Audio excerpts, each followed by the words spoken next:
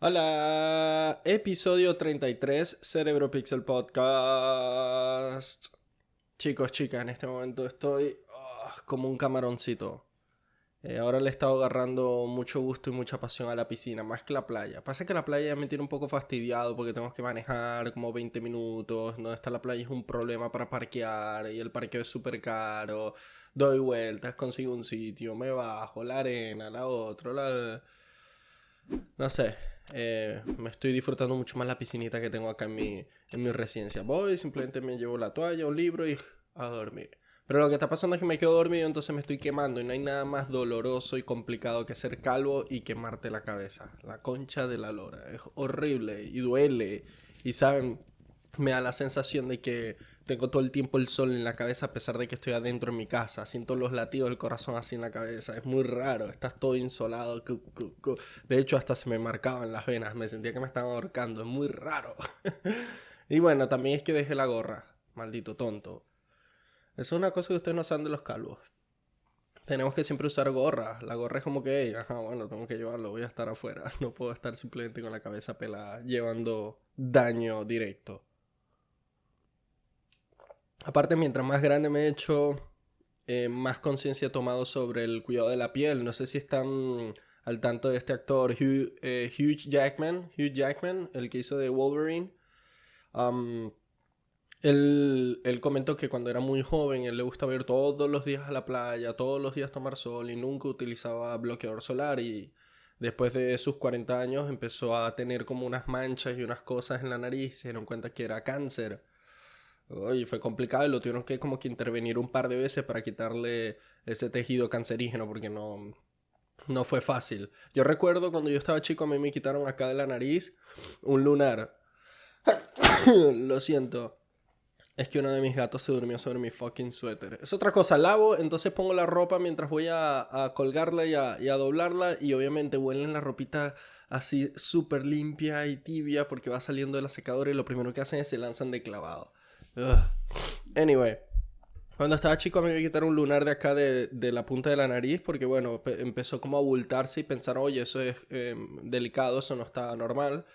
A la final resultó ser un lunar común y corriente y me lo quitaron, pero fue una experiencia rara.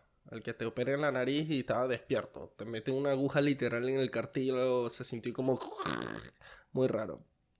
Anyways, espero que ustedes estén usando bloqueador solar y estén cuidando de su pielcita. Así cuando lleguen más adelante no se van a ver tan desgastados. Y desgastado se vio Canelo Álvarez el día de ayer, el sábado.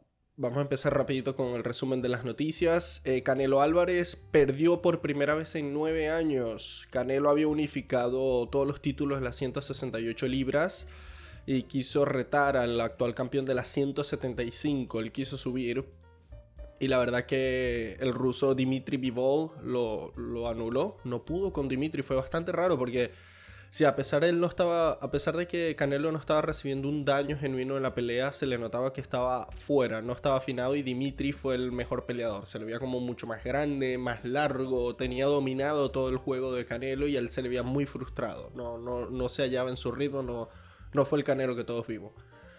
Y Canelo, haciendo un paréntesis, Canelo, cuando estaba viendo la pelea, la estaba viendo con unos amigos y recuerdo que dije, wow, Canelo como que se ve mucho mayor que Dimitri. El ruso se veía como un chico muy joven. Yo pensé que tenía 20 y pico y después que lo googleé me di cuenta que ambos tenían 31 años. Pero Canelo se ve muchísimo más como mayor, como desgastado, tiene más arrugas, está un poco más calvo, no sé. Fue impresionante ver el contraste entre dos personas de la misma categoría deportiva, edad, pero uno más desgastado que el otro. Y es un poco lo que venía hablando. Anda a saber cómo se cuida Canelo a la piel. Anda a saber cuánto sol le está tomando él en comparación a Dimitri, ¿me entiendes? Uy, hay que cuidarnos, ¿eh? Bien, probaron una nueva droga. La empresa Lilly es una empresa farmacéutica y de cosméticos. Está probando una nueva droga que ha ayudado a bajar de peso, a perder casi el 22.3% de tu peso corporal. Y es una droga que consiste en unas pastillas que contienen un cóctel de hormonas y componentes químicos que usualmente libera tu cerebro cuando tú comes y te sientes saciado. Para los que no saben, Cuando tú tienes hambre, tu cuerpo libera una hormona que se llama grelin y es la que te da esta sensación de hambre, de incomodidad y bueno, vas a buscar algo para monchar o para pellizcar en la madrugada. Cuando tú comes, tu cerebro libera un montón de otros hormonas y componentes químicos como GLP-1, PYY o peptide YY, leptinas, un montón de... Es como una combinación de cositas que cuando se libera, tu cuerpo dice que listo, no necesito más comida, estoy súper bien. Esta droga que está probando esta empresa Lilly consiste en prácticamente este cóctel que libera naturalmente tu cuerpo, entonces te corta el hambre y te permite perder peso. Pero me pregunto, ¿esto no generará de pronto un problema a la larga en tu sistema de recompensa? O sea, cuando tu cuerpo naturalmente se siente lleno, ¿tendrá la misma capacidad? Porque viste que el cuerpo, cuando tú le metes, por ejemplo, mucha testosterona por mucho periodo de tiempo, después al hombre le cuesta retomar su nivel natural de testosterona por sí mismo. Y ni hablar de otras cosas, ¿no? Está medio raro eso, pero es que en la realidad eso es como una mina de oro. El que descubra un tratamiento fácil y sencillo como esta propuesta de Lilly, que es literal una pastilla, se van a hacer millonarios. Porque creo que la obesidad es una de las pandemias más largas en las que hemos estado sometidos, ¿no? Porque viste que siempre le pasan la batuta de quién es el país más gordo todos los años. Primero era el otro. Recuerdo que Estados Unidos lideró eso por muchos años hasta que llegó México y se lo quitó. En teoría, México tiene la población obesa más grande del mundo. Wow. Bien. Ahora solamente quedan 10 vaquitas en la naturaleza. Para los que no saben qué son las vaquitas son estos mamíferos acuáticos que parecen como unos cetáceos, como unos delfines. Ellos viven usualmente en la costa de California y México. Ellos han estado en peligro de extinción ya por mucho tiempo. Los han cazado, les han quitado el hábitat, les han contaminado el hábitat, porque es como que viven medio como un manatí, ¿me entienden? Aguas bastante poco profundas, manglares, a veces se aventuran a mar adentro. Y bueno, solamente quedan 10 vaquitas en el mundo, 10. Pero la buena noticia es que los científicos hicieron un estudio a este grupo de 10 vaquitas y se dieron cuenta que no tenían tantas mutaciones genéticas importantes, lo que significa que hay una oportunidad de salvarlas. Porque si solamente quedan 10 vaquitas, así ellas tengan interbreeding, o sea que hermano con hermano, mamá con hermano, o sea, sé que suena raro, pero eso pasa en la naturaleza cuando se reproducen dos animales de la misma familia, o inclusive dos humanos de la misma familia. Es muy normal que el hijo o el offspring tenga un montón de problemas genéticos, porque bueno, no tienes una piscina genética con que armar una persona que esté un poco más protegida contra fallos, enfermedades, etc. O sea, cuando tú haces interbreeding, más bien expones las costuras de todas tus fallas genéticas. Afortunadamente estas 10 vaquitas no tienen suficientes mutaciones como para que si se llegan a reproducir entre sí, el hijo, la mini vaquita va a salir con problemas genéticos. Hay muchas probabilidades de que salga normal, así que probablemente empiecen a desarrollar algún sistema o algún programa para que entre ellas empiecen otra vez a subir la población. Pero está difícil. ¿Cómo tú subes la población de una especie con solo 10 individuos disponibles? ¿Me entiendes? Tienes una combinación muy limitada entre ellos para poder generar diferentes generaciones, diferentes competidores, y va a demorar muchísimo tiempo y cuidado para tú garantizar eso, ¿sabes? Está súper interesante el mundo de la medicina genética. Es bien complicado. Es como coding. Es puro leyendo instrucciones y viendo cómo combinas aquí con con el otro. Increíble. Para terminar... Uy, la puta madre. Casi me lanzo café encima. Cafecito de mi corazón. Y la última noticia me da paso al tema de hoy. No sé si se recuerdan que en unos episodios anteriores les comenté sobre David Bennett, un señor con problemas cardíacos acá en Estados Unidos, en Maryland, que falleció en marzo. Él se convirtió en la primera persona en recibir un trasplante de corazón de un cerdo. Fue el primer cruce órganos de otra especie implantados en un cuerpo humano tratando de salvarle la vida. Él tenía un problema que ya su corazón no estaba funcionando, no conseguían donante, y honestamente su condición física se estaba deteriorando mucho como para esperar otro donante, y se le acercó a la Universidad de Maryland y le dijo: oye, David, ¿te animarías a una operación de prueba? Esto no garantiza que vayas a sobrevivir y que funcione, pero está sobre la mesa. Y le instalaron le instalaron lo siento, le hicieron un trasplante del corazón de cerdo, y él pudo vivir por 6 semanas con el corazón y no se le veía ningún signo de rechazo ni nada. Estaba funcionando, pero a último momento, bueno, se complicó, empezó a sentirse mal y murió. Después le hicieron una autopsia al corazón y se dieron cuenta que el corazón de este cerdo estaba infectado por un virus llamado citomegalovirus porcino. Y están sospechando que eso fue en parte lo que llevó a que esta persona muriera y no funcionara el trasplante. Y es muy raro que te trasplanten un órgano de un animal, ¿no? Lo digo porque ¿han visto todas estas historias de personas que le hacen un trasplante de riñón de otro ser humano, de corazón? Simplemente estás disfrutando del órgano de otra persona por X o Y. Y estas personas que reciben dicha ayuda de pronto empiezan a tener gustos o pensamientos que no son propios de ellos, y se le atribuyen a pensamientos y gustos de la persona donante, tal cual fue el caso de... me parece que fue una señora o un señor. Fue una persona que le habían trasplantado el corazón de un paciente que era músico, y la persona que recibió el corazón nunca tuvo nada que ver con la música, ninguna afinidad, y después que recibió el corazón a los meses, le dio por tocar piano, le daba por tocar batería, le daba por tener ahora un oído musical que nunca tuvo. Y hay millones de historias de esas, hay como una memoria, hay algo, una esencia de estos órganos que están recibiendo estas personas que los hacen comportarse o sentirse eh, como esa persona ajena. Y bueno, es fascinante, ¿no? Porque no solamente está limitado a nuestro cerebro la identidad de una persona.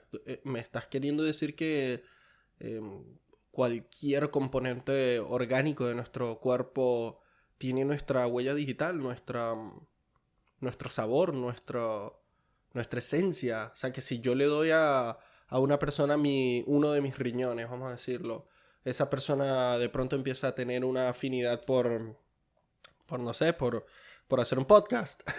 Y de pronto alguien está inaugurando el Cerebro Pixel 2.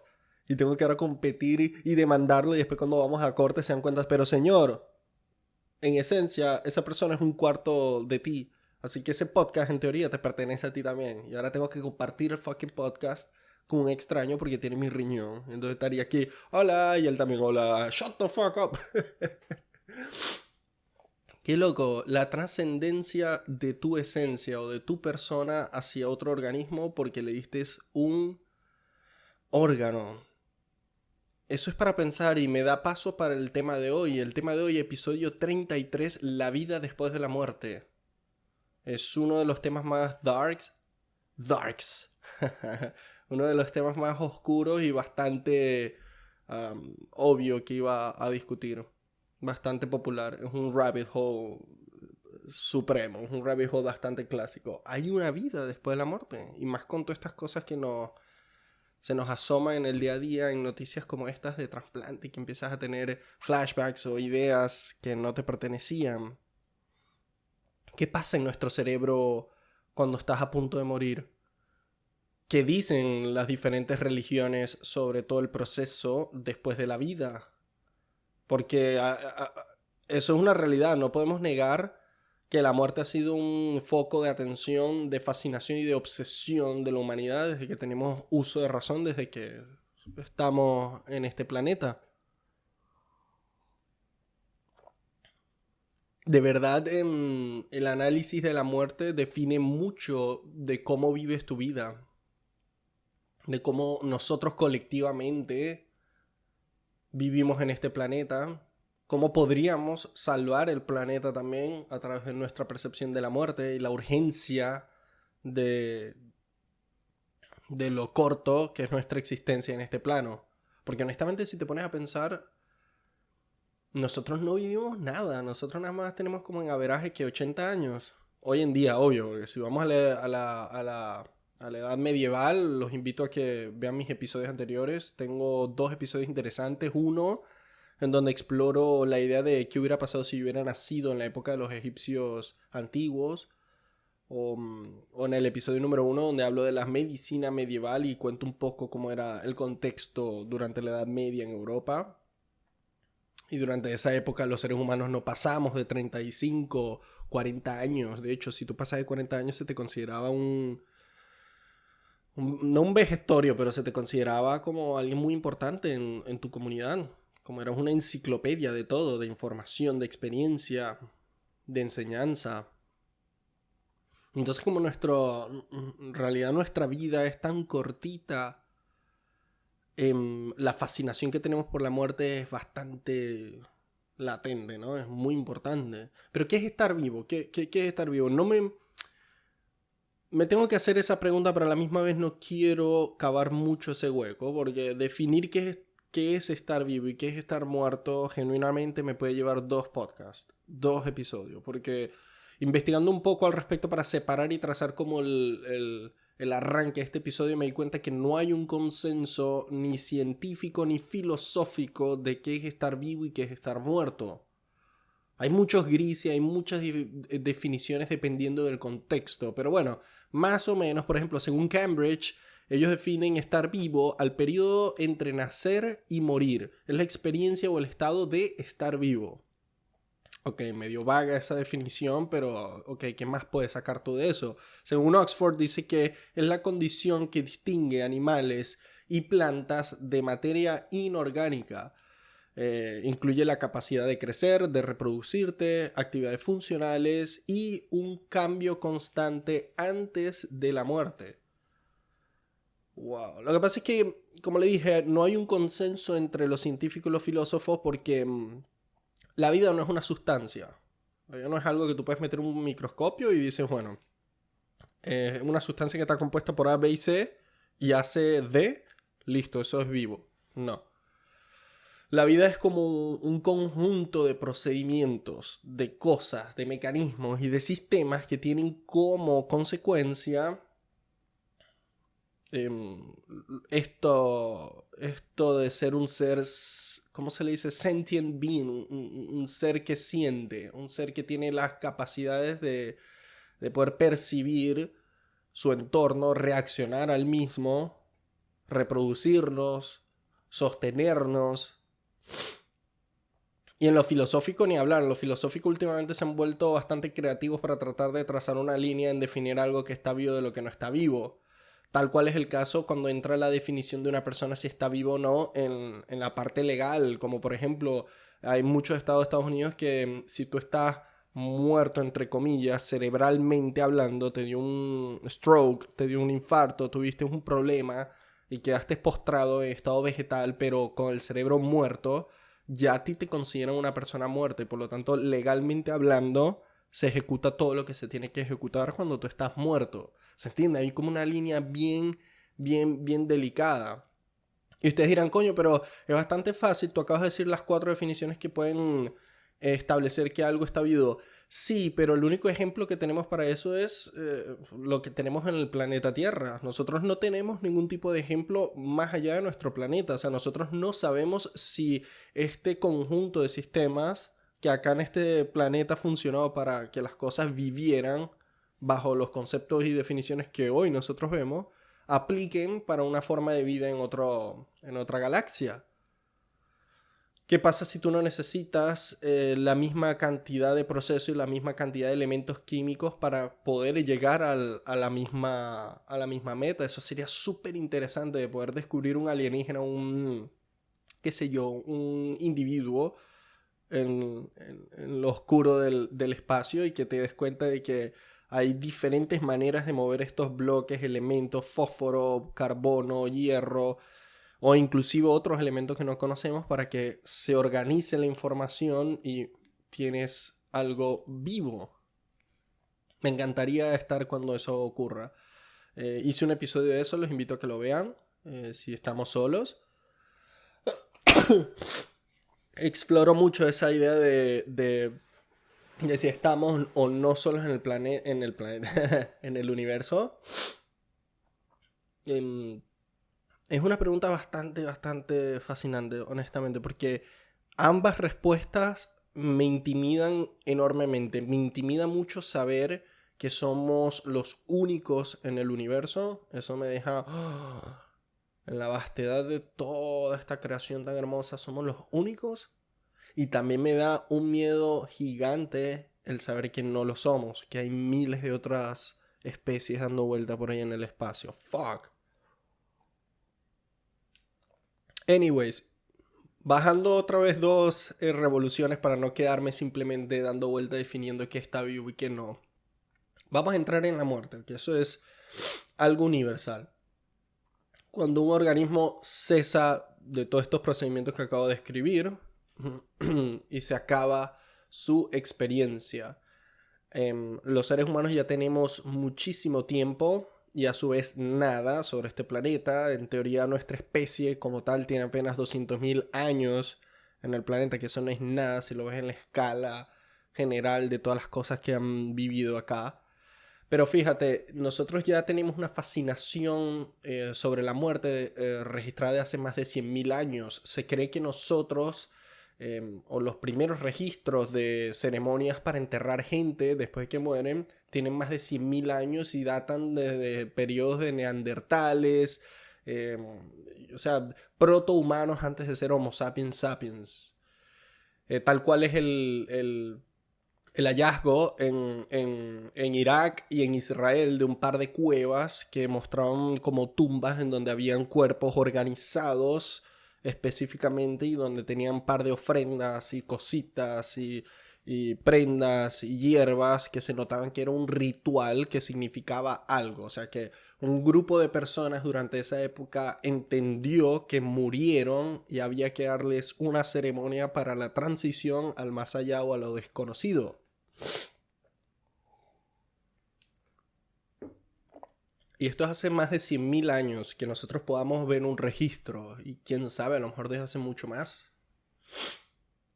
Ponte a pensar cuando estábamos saliendo de las sabanas africanas, lo trivial y lo raro que debe haber sido para ti, como por ejemplo un hombre de una manada, no sé si se le puede decir, vamos a decirle de un pueblito chiquito de nómadas, de un par de 20, 30 personas, y se te muere un hijo, se te muere la esposa, se te muere el esposo. Lo difícil que es la vida cuando no cuentas con esa extra mano. Y además la impresión, ¿no? De ver, dependiendo obviamente de cómo fue el evento, de cómo falleció, pero el hecho de ver a tu ser querido inmóvil, entender que ya no lo vas a tener en tu vida y ver el proceso, yo sé que esto suena rudo, pero ver el proceso de descomposición, ver el proceso natural que lleva el cuerpo después de que cumplió su vida, su función, te deja para pensar, ¿no? Te pone en una situación muy incómoda porque todavía nosotros hoy en día en el 2022 no sabemos explicar por qué vivimos y morimos, porque no simplemente vivimos y ya, o qué hay, mucho menos qué hay detrás de la muerte. Imagínate una persona hace 100.000 años que era todo mágico y fascinante, que ellos miraban el cielo y miraban las estrellas, miraban las nubes, miraban el azul del cielo, miraban toda la naturaleza, todo lo que los rodeaba y no tenían una explicación lógica. Todo era tan psicodélico y tan fantasioso. Imagínate la muerte. Eso causó una fascinación tremenda en nosotros que después se vio reflejado a lo largo de nuestra historia. Como por ejemplo la civilización egipcia. La civilización egipcia es una de las civilizaciones antiguas más famosas y conocidas en nuestra especie. Sobre todo por su fascinación con la muerte. ¿Cuántos templos no se construyeron y se elevaron haciendo alusión y tributo a ese pasaje misterioso después de la vida? De hecho, muchos de los recursos de la gente poderosa y noble del antiguo Egipto se iban en mausoleos y templos gigantes, pirámides. Todo lo que tú conoces como la civilización egipcia giró alrededor de la muerte. Me puse a buscar un poco más al respecto y lo que ellos creían que pasaba después de que te morían era muy interesante. Fíjate, cuando tú te morías, más allá de todo el proceso que es bien engorroso y bien tedioso, que es de momificar a alguien, vayan a mi episodio de cómo debe haber sido vivir en Egipto antiguo, donde explico más o menos en detalle todo el procedimiento de momificación, cuando te sacan todos los órganos, cuando te sacan el cerebro por la nariz, todas las resinas y cosas que te echan encima antes de momificarte para poderte preservar, qué significan muchas cosas. Una vez que pasabas por todo ese proceso, a ti te momificaban y te preparaban para la aventura que venía después en el afterlife, en el más allá. Supuestamente tú tenías que, al morir, tu cuerpo tenía que montarse en una balsa solar, una balsa que estaba siendo impulsada por el sol. Y esta balsa te llevaba al más allá, al Duat, así le llamaban ellos, el Duat, la tierra de los dioses. Durante este viaje, eventualmente llegas a tu juicio en donde hay una balanza y Anubis va a juzgarte. A ti te paran enfrente de la balanza y se supone que tienen que pesar tu corazón con una pluma. La pluma es una representación de la diosa de la justicia y la verdad, Mat. Si tu corazón pesaba más que la pluma, estabas condenado. Quiere decir que no tuviste una vida noble, no fuiste una buena persona, así que no vas a disfrutar de la eterna vida después de la muerte. Qué interesante, ¿no? Y bueno, y ni hablar de todo el procedimiento, obviamente, que sigue una vez que te aceptan o te niegan. Pero se dan cuenta que la mayoría de las ideas que teníamos nosotros como especie, que todavía siguen nosotros como especie en términos de religión, todas giran alrededor de la muerte. La mayoría giran alrededor de la muerte. Es como que la vida es simplemente una etapa, un periodo corto, si se puede decir. Y que dependiendo de cómo te desempeñes en el mismo, te preparas para la segunda parte, que es la muerte. Todos tenían una interpretación de eso. Y los egipcios fueron como que los más famosos. Los romanos también tenían como una idea bastante particular acerca del más allá. Por ejemplo, ellos creían en el alma eterna. Así que tú tenías que comportarte, vivir una vida plena, con respeto, siguiendo como los principios y valores de su sociedad para que todos los dioses estuvieran complacidos al momento de tu morir. Ellos tenían una idea bastante curiosa de qué era lo que pasaba cuando morías. Les voy a leer un poco acá de qué es lo que pasaba cuando llegaba tu último día. Cuando tú morías, tú te conseguías, te encontrabas con el dios mensajero Mercurio, que él era el que te iba a guiar a través del río Styx, en donde Charón es el que maneja la góndola, en donde lleva todas las almas al inframundo. Él te va a llevar a través del más allá para encontrarte con el rey Minos, Aenus y Radimantas. Estos tres reyes se iban a encargar de juzgarte. Ellos podían oler y saborear todos tus pecados y poder llegar a la conclusión de a qué parte del más allá perteneces. Que es más o menos un poco la idea que los cristianos manejan. Se dan cuenta que como que se repite más o menos el mismo esquema, ¿no? Pues este es el episodio alérgico. Una vez que ellos te juzgan, van a decir si tú procedes a la vida eterna o si perteneces a algún círculo del infierno. Y los romanos, a diferencia de los egipcios sí eran un poco más fancy, un poco más elaborados al momento de enterrar o procesar a los cuerpos de sus seres queridos, de su poblado. Los romanos usualmente comenzaron o a incinerar, a cremar a sus muertos o a enterrarlos en tumbas y en cementerios. Lo que pasa es que en la época romana no todos tenían acceso a que le hicieran una tumba, que le hicieran un mausoleo. Y lamentablemente si tú eras un esclavo o alguien muy pobre, terminabas literal en una fosa común que se cavaba en las afueras de la ciudad. Simplemente hacía un hueco gigante donde te envolvían como una sábana y te lanzaban allá que, bueno, ese es tu último rest in peace. Mientras más pobre, peor. Dicen que simplemente las personas que no tenían hogar y que, bueno, no tenían ningún tipo de influencia, los agarraban así mismo como estaban y los tiraban afuera en la calle, afuera del poblado. Algo que no es nada sano, ¿no? Teniendo entrando a una ciudad ese aire lleno, infestado de cadáveres y de enfermedades, no creo que haya sido la manera más eficiente de tratar la muerte. Uy. En Mesoamérica es muy interesante porque los mesoamericanos tenían una percepción de la vida y la muerte bien, bien hippie, ¿eh? Y hasta ahora era una de las teorías, o es una de las teorías que más me gustó. Para la gente de Mesoamérica, los que no saben qué es Mesoamérica, Mesoamérica son estas poblaciones antiguas de indígenas que habitaron las Américas mucho antes de la llegada de los europeos. Se cree que los humanos cruzaron hace más de 9.000 años, 10.000 años, al continente americano a través de un puente de hielo, un puente de masa que se creó entre Norteamérica y lo que es Asia o Rusia hoy en día, por el estrecho de Bering. Durante uno de los periodos de hielo, ¿cómo se le llama? Ice Age, era de hielo. Durante una de las eras de hielo en el planeta se creó suficiente masa terrestre para que la gente cruzara de Asia a América y se crearon y se fundaron todas estas poblaciones indígenas que conocemos como aztecas, nazca, norteamericanos, etcétera. A pesar de que todas estas civilizaciones están separadas entre sí por cientos o hasta miles de años, todos llegaron por el mismo sitio, obviamente. Y la manera en que esta gente creía en la muerte es muy particular. Mira, la muerte no era para nada algo intimidante para ellos.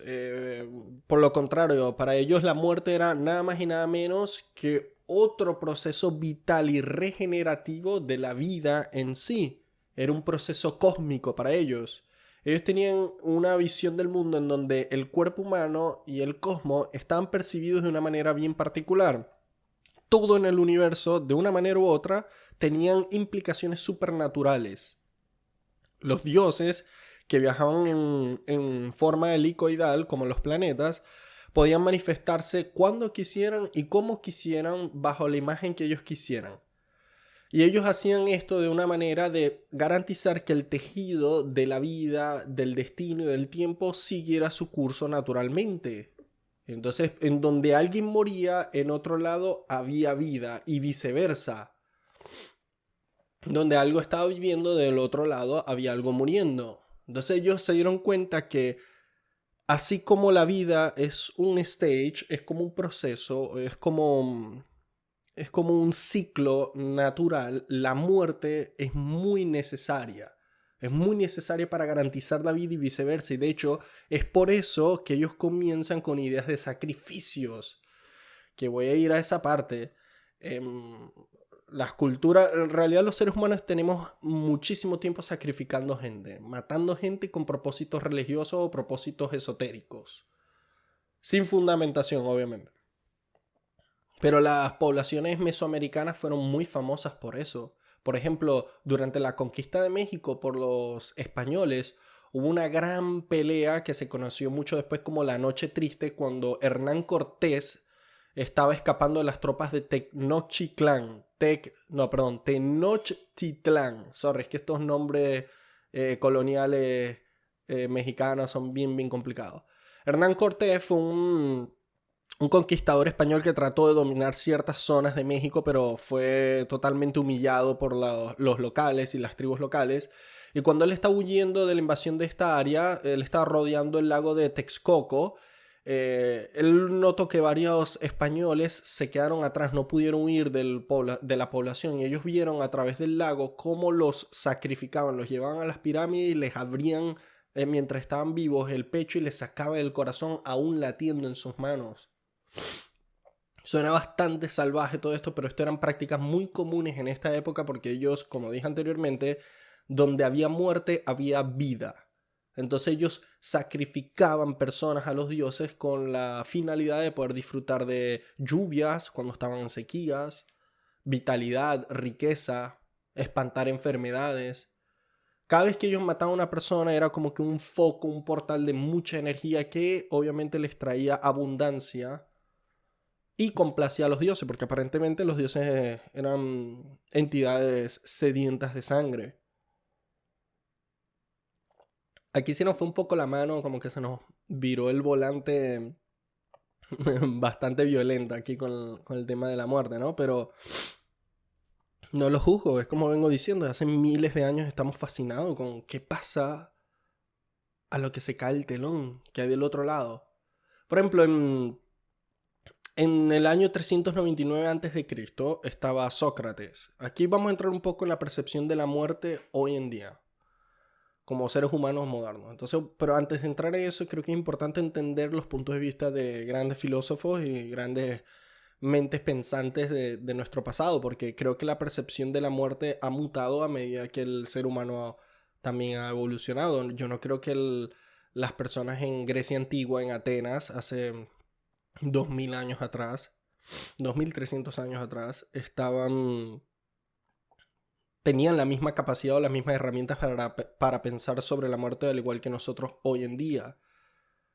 Pero seguían siendo seres humanos, o sea, que seguían pensando y seguían meditando al respecto. Y por ejemplo, Sócrates en el año 399 a.C., él fue sentenciado a muerte por una corte de Atenas. Los cargos, bastante shady, bastante oscuros. Prácticamente Atenas estaba acusando a Sócrates de ser una mala influencia para la juventud y de no ser fiel o leal a las leyes y principios religiosos y legales de Atenas. Y aun cuando le preguntaron a Sócrates si de verdad él estaba asustado porque lo habían sentenciado a la muerte, él estaba muy relajado y él decía, no le tiene miedo a la muerte. Sócrates tenía dos visiones o dos posibilidades en su mesa acerca de qué es lo que pasaba cuando te morías. Por ejemplo, la posibilidad número 1 era un sueño eterno. Estás totalmente dormido, no percibes nada. A lo cual esta opción Sócrates dijo literal, uy, esta está bárbara porque podría necesitar un poco de descanso. Y la posibilidad número 2 es el pasaje a otra vida. Otra posibilidad que él ve súper fascinante porque él dice, oye, voy a tener el chance de sentarme a filosofar, a hablar y a aprender con las mejores mentes que jamás existieron en este planeta. Él literalmente dijo, por lo tanto, de cualquier manera, la muerte no es algo a temer. Él tenía la idea de que él iba a regresar, una vez muriera, él iba a regresar a Atenas siendo un ser de mente, ya no iba a utilizar su cuerpo como un vehículo para existir. Simplemente él iba a regresar de alguna manera donde él vivía y iba a ser solamente su mente en su mejor capacidad. Lo que para él era súper, súper excitante porque él decía, el tener un cuerpo es bastante tedioso, no es eficiente. Y de hecho tienes que estarlo constantemente cuidando. Tiene mantenimiento, se daña. Es como más bien un peso para la mente. Así que él tenía la idea de que al morir él iba a poder quitarse encima de este peso y simplemente existir en su mejor forma. Por lo tanto, él tenía, él recomendaba a sus seguidores o a su gente que tenías que cuidar y cultivar la mente, ya que era la única parte de ti que te ibas a llevar al más allá. Pero ¿acaso el vacío eterno, la oscuridad eterna, el desaparecer no es lo que en realidad más miedo tenemos nosotros como especie? El simple hecho de saber que ya no vas a sentir, ya no vas a experimentar, ya no vas a saber qué es lo que va a pasar, ya no vas a estar ahí para tus seres queridos y simplemente se acabó todo, es un negro eterno. Uf, Oblivion, como le dicen en inglés. ¿No es eso más bien lo que tenemos nosotros como miedo? Más allá de si hay o no una vida después de la muerte y que nos van a juzgar, y etcétera. Epicuro era un filósofo griego que vivió 100 años después de Sócrates. Y él tenía una visión bastante estoica sobre la muerte. Él rechazaba totalmente la idea de que existía una vida después de la muerte. Según él, nosotros somos cuerpo y ya, más nada. Él dijo, la muerte es la terminación de las sensaciones. El bien y el mal solo tienen sentido en términos de sensaciones. Por lo tanto, la muerte no es bien y mal. Asustarse en no existir no es solamente estúpido, sino que te interpone en el camino para disfrutar de la vida en sí. Estamos vivos ahora, deberíamos procurar hacer lo que podamos para mejorar esas sensaciones y experiencias y no preocuparnos por cuando se detengan. Está bastante interesante lo que Epicuro decía porque para él este miedo que teníamos de la muerte es injustificado porque cuando tú estás muerto, tú no eres ya un ser sentient being, no eres una persona que puede percibir o puede sentir. Tu cerebro se apagó, ya tú no puedes escuchar, ya tú no puedes ver, no puedes saborear, no puedes pensar. Si tú no puedes sentir y no puedes absorber esta información, ¿cómo coño puedes decir que la muerte es buena o mala? Cuando simplemente estás apagado, no hay manera de tú percibir. O sea, si está la muerte, no estás tú, y viceversa. Si estás tú, no está la muerte. Por lo tanto, la muerte no es en sí algo doloroso o algo que vas a experimentar. No la experimentas. Ahora, dependiendo de la manera en cómo te mueras, puede que sea doloroso, ¿no? Imagínate que te come un oso. Yo no creo que eso sea una muerte muy linda. Pero eso es durante el proceso de muerte.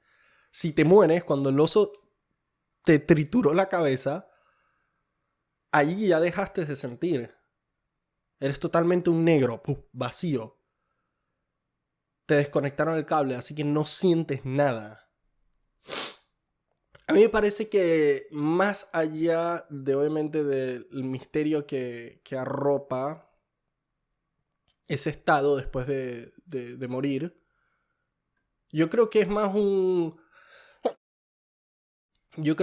FOMO filosófico lo que nos come la mente, un fear of missing out, un miedo a perdernos de. Por ejemplo, el filósofo contemporáneo Thomas Nagel, él apunta que el miedo moderno del hombre a la muerte no es más que una nostalgia por pensar en las cosas que te vas a perder al morir. Sin embargo, ese pensamiento me parece, o esa manera de aproximarte al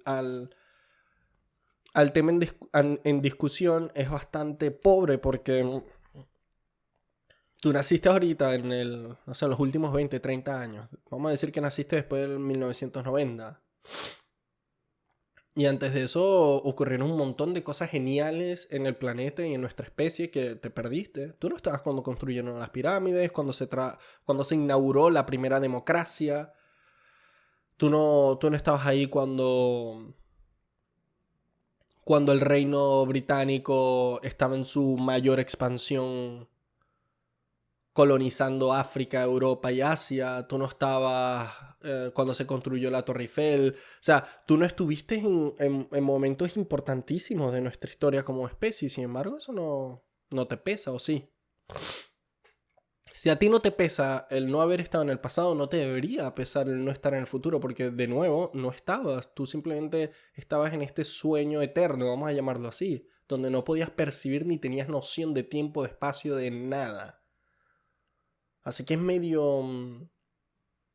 una paradoja bien tonta el estarse mortificando porque, ay, no voy a estar cuando nazca mi bisnieto, o cuando los seres humanos empecemos a habitar Marte, que ese sí sería súper cool de ver.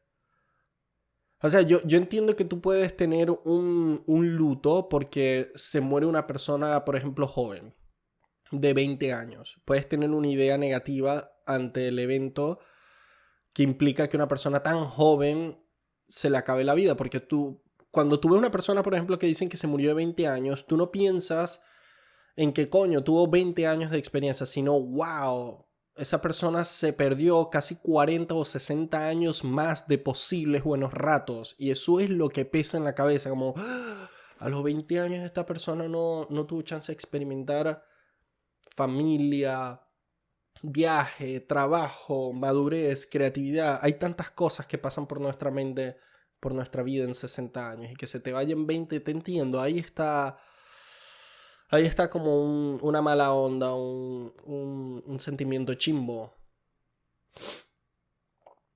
Conozco mucha gente que tiene una fascinación por la muerte bastante retorcida. Y no lo digo por la muerte en sí, sino por la manera en cómo ellos aprecian la vida, que es por ende lo que termina destilando el sabor de la muerte o de su apreciación a la muerte. Cómo es tu perspectiva de lo valioso en tu vida tiene un impacto en cómo aprecias la muerte, punto. Por ejemplo, si tú tienes una santidad en la vida, o sea, que tú eres una persona que para ti el estar vivo en sí ya es algo bueno, entonces le estás dando demasiado valor a la vida. O sea, para ti, independientemente de la experiencia que estés teniendo, estar vivo es algo bueno, se acabó. Ese tipo de pensar es bastante rudo, porque estás pasando por alto algún procedimiento tan natural como haber nacido, como haber pasado por la pubertad, adolescencia, adultez y vejez. La muerte es parte de todo ese ciclo en donde estás tú metido. Esas son personas que terminan muy lastimadas cuando ocurre una eventualidad.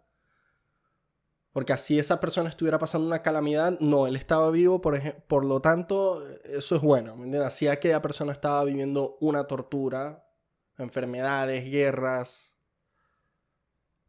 Ahora, si tú eres una persona que le presta más atención a la calidad de vida, si lo que te importa es la calidad de las experiencias mientras estás vivo, entonces tu enfoque es en juzgar la vida desde otro punto de vista, donde la muerte no necesariamente implica o significa algo negativo. En muchos casos puede ser hasta algo positivo, ¿eh? Es que este tema se mezcla también con sentimiento y puntos de vista muy delicados, porque por ejemplo cuando se te muere un familiar, para aquellas personas que me están escuchando y han tenido un familiar muy cercano que ha fallecido, yo creo que el problema está en que como tienes un sentimiento o una experiencia tejida a lo largo de los años con esa persona, hay un sabor muy personal y sobre todo una sensación de que te estás quedando solo o sola, de que ya no vas a poder disfrutar de esa persona en los próximos años y tienes esta fijación mental que da vuelta sobre las experiencias que tuviste y que bueno, ya no están. Pero a su vez es como lamerse una herida que no existe. Como los gatos, tienes la lengua así toda puyúa y te empezaste a lamer sin sentido y hasta que te abriste una herida tú mismo como un tonto o una tonta. Por ejemplo, el filósofo chino Zhuangzi argumentaba que no deberíamos temer la muerte de los seres queridos porque ¿por qué temer a lo inevitable? Nosotros sabemos que eventualmente vamos a morir. Eso es parte de un ciclo, como acabo de decir. Así como celebramos tu cumpleaños, celebramos que te graduaste, celebramos aniversarios. La muerte yo no creo que es muy diferente a algunos de estos ciclos, a algunos de estos pasajes que nosotros tenemos que inevitablemente cruzar. También estamos muy novatos o muy nuevos en entender qué pasa físicamente cuando morimos. Por ejemplo, yo leí hace poco un artículo de una persona mayor que sufría de ataques de epilepsia y convulsiones. Una persona como 80 y pico de años. Le estaban haciendo un MRI, le estaban haciendo una lectura de cómo se estaba comportando su cerebro. Es un estudio que hacen para poder detectar a tiempo o tratar tormentas eléctricas cerebrales, que es cuando esta gente entra en epilepsia y estos estados alterados. A una persona lo estaban estudiando y durante el estudio al tipo le dio un infarto. Y los científicos se quedaron todavía registrando y leyendo el cerebro antes, durante y después del paro cardíaco. O sea, ellos pudieron registrar en tiempo real la muerte de una persona. ¿Qué pasa en el cerebro? Y no fue la primera vez que pasó esto, ya ha pasado varias veces. Y en todas las veces se han dado cuenta que el cerebro entra en los siguientes 30 segundos después de la muerte, entra como una tormenta en donde muchas áreas del cerebro relacionadas con el sueño, la imaginación y la memoria están notoriamente activas. Lo que lleva a apoyar la teoría que mucha gente repite, que cuando se están muriendo ellos tienen flashbacks o como que les pasa la vida en un segundo por la cara. También hay otras teorías que explican que el cerebro cuando está a punto de fallecer y está entrando en estos choques hipóxicos, creo que se llaman, cuando ya no tiene oxígeno, cuando ya se está literal apagando, libera una cantidad enorme de químicos, entre ellos DMT, que es un componente bastante particular que tiene un efecto bastante psicotrópico e inclusive gente lo compra hoy en día para tener experiencias y viajes psicodélicos como una droga. Así que es muy probable que durante ese pequeño periodo de tiempo justo antes de fallecer hay una gran posibilidad de que de verdad estás teniendo un flashback de todo lo que fue tu experiencia en este planeta. ¿Se dan cuenta que a pesar de que hemos avanzado tanto como especie, todavía tenemos estos huecos gigantes en el medio del rompecabezas? Aún no entendemos qué pasa después de la vida, a pesar de que siempre ha estado ahí. O sea, el 99,9% de todos los seres humanos que alguna vez existieron ya están muertos. Yo conozco gente que se ha muerto. Tú conoces gente que se ha muerto. Es algo que está allí, es natural y aún así no sabemos qué hay detrás de ese telón. En mi opinión personal, yo no creo que haya una vida después de la muerte. Yo no creo que haya un cielo o un infierno. Yo no creo que esté Anubis esperándome enfrente de una balanza para pesar mi corazón. Pero eso es una idea personal, respeto a todos los demás. Yo creo que así como yo no sentí ni tengo uso de memoria en estos últimos 13.2, 13.4 billones de años, que es lo que tardó el universo en unir todos estos componentes para yo estar sentado acá en este cuerpo orgánico lleno de carbono, fósforo, hierro y todos los componentes químicos que me componen, valga la redundancia. Así como yo no tengo uso de memoria de todos los años antes de yo haber nacido, yo creo que es un sentimiento similar a lo que va a pasar cuando me muera. Es vacío eterno. No voy a tener noción ni sensación de estar muerto. Eso no existe, es imposible. Y eso a su vez le da un tono bastante lindo, mágico y misterioso a la vida. Me inspira a más, me inspira a ser mejor, me inspira a aprovechar cada segundo y cada minuto de manera diferente. Creo que hasta la vida perdiera sentido si fuéramos eternos, si fuéramos inmortales. Creo que la muerte es el impulso de todo ser vivo en este planeta. Si no, ¿qué motivación tienes tú de pararte todos los días para ser mejor, para trabajar, para hacer, para existir? Si igual mañana va a ser lo mismo, pasado y pasado y pasado y por los años y la eternidad. ¡Wow! Bueno, eso fue todo el episodio de hoy. Espero que les haya gustado. Espero que estén en este momento nadando en una melaza pesada y estén pensando de otra manera acerca de este proceso tan fascinante y natural como la muerte, que a todos indudablemente e inevitablemente nos va a arropar y nos va a acompañar. Eso es la única certeza que tenemos cuando nacemos. Te vas a morir. Es lo único que sabemos que va a pasar. Todo lo demás son eventos arbitrarios de la existencia. Espero que les haya gustado. Ya saben, @cerebropixel, Instagram, Twitter. Todos los domingos 7 de la tarde un episodio nuevo por YouTube, Spotify, Google Podcast. Le dan suscribirse, compartan, like, comenten. Los veo pronto. No se mueran. Y si se mueren y pueden tener acceso a mi podcast, coméntenlo y repártanlo en el más allá a todas estas personas legendarias. Chao, chao.